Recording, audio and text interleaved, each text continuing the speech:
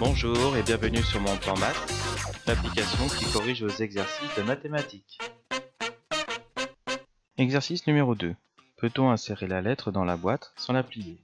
Justifiez la réponse. Donc on voit ici qu'il y a une ouverture. Donc la longueur est de 30 cm, la hauteur de 5 cm. Et la lettre, la largeur est de 30,3 cm.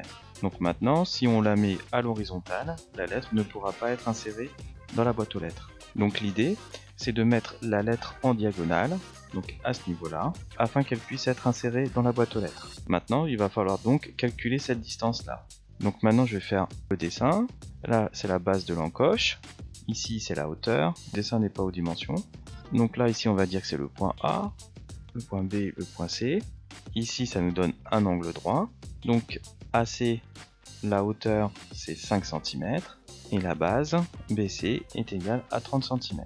Donc comme j'ai un triangle rectangle, je vais pouvoir utiliser le théorème de Pythagore. Donc le théorème de Pythagore, c'est l'hypoténuse au carré, donc AB au carré, est égal donc à ce côté-là, BC au carré, plus AC au carré. Moi, ce que je recherche, c'est AB, donc AB est égal à racine carrée de BC au carré plus AC au carré. Donc AB est égal à, donc BC c'est égal à 30, donc 30 au carré, plus 5 au carré, AC, racine carrée de tout ça, donc AB est égal à 30 au carré, donc ça nous fait 900, plus 25, le tout racine carrée. Et donc ça me donne un résultat de 30,31 cm. Donc cette diagonale est égale à 30,41 cm.